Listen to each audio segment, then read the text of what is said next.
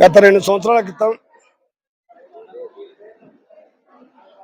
General ఎన్నికలు జరిగిన వెనువెంటనే కాంగ్రెస్ ప్రభుత్వం ప్రజాపాలన, ప్రజల వద్దకు పాలన అనే ఒక మాత్రమైన ఇందిరమ్మ పాలన అనే మాత్రమైన నిదానంతో పబ్లిక్ ముందుకు వచ్చి అన్ని రకాల మేము ఇచ్చిన 420 6 గ్యారంటీలు 420 హామీలు అమలు చేస్తామనే ఉద్దేశంతో గ్రామ సభలు పెట్టి వేలాది అప్లికేషన్లు తీసుకునే చెత్తబుట్టలు వేయడం జరిగింది.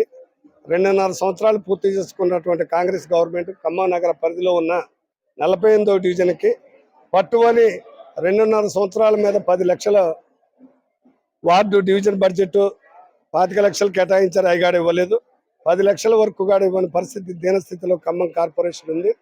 ఈరోజు వెలవెలబోతున్నటువంటి ఈ గ్రామ సభలో ఎక్కడ పోయినా పబ్లిక్ని గ్రామ సభ రమ్మంటే అక్కడ ఏమన్నా వాళ్ళు ఇస్తే మా వాటా కాడ మీరే తీసుకొని మీరే ఉంచుకోండి అనే పరిస్థితిలో పబ్లిక్ వెనుదిరిగి మొహం తిప్పేలాగా తయారంటే, ఎందుకంటే అంత విరక్తి ఎందుకు వచ్చిందంటే గతంలో రేషన్ కార్డు కానీ ఇంటి స్థలానికని స్థలం లేని వాళ్ళు 600 మంది ఈ డివిజన్ పరిధిలో ఉన్నారో వాళ్ళకి పట్టాలు ఇస్తా ఉన్నారు. ఇంతవరకు అతిగతి లేదు.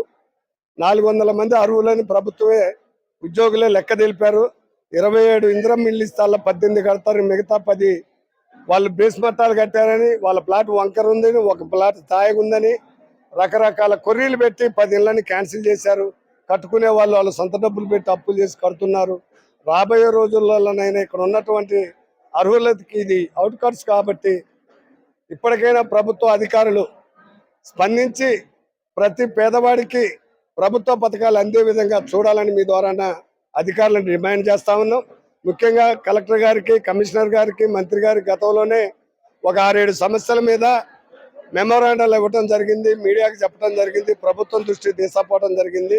ఎన్నిసార్లు తీసుకపోయినా నిమ్మకి నీరెత్తినట్టే ఉంది.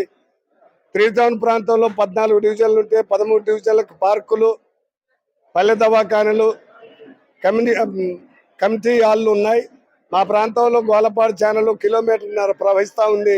దాని మురుగునీరుతో ఇక్కడ ప్రజలు రోగాల బారిన పడుతున్నారు. దీన్ని కూడా ఆధునీకరణ చేసి పార్కు తయారు చేసి వాకింగ్ ట్రాక్ చేయాలని ప్రజల తరఫున ప్రభుత్వాన్ని డిమాండ్ చేస్తా ఉన్నాం.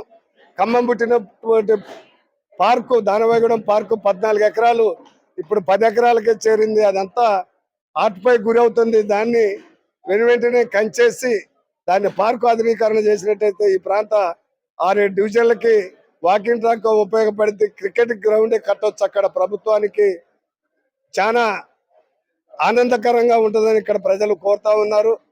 గణేష్ నగర్, మేఘల్ నారాయణ నగర్ 2 వైపులా డ్రైన్లు చేసి సెంట్రల్ లైటింగ్ పెట్టి ఆటో నగర్ ఆధునీకరణ ఈ గ్రామ సభ ద్వారాన ఈ యొక్క 6 సమస్యలు వెంటనే ప్రభుత్వం స్పందించి కలెక్టర్ గారు, మంత్రి గారు, జిల్లా యంత్రాంగం స్పందించి వాటిని పరిష్కారం చేయాలని ఈ ప్రాంత ప్రజానీకం తరఫున మిమ్మల్ని మీడియా ద్వారా డిమాండ్ చేస్తా ఉన్నాం. అందరికీ నమస్కారం. ఈ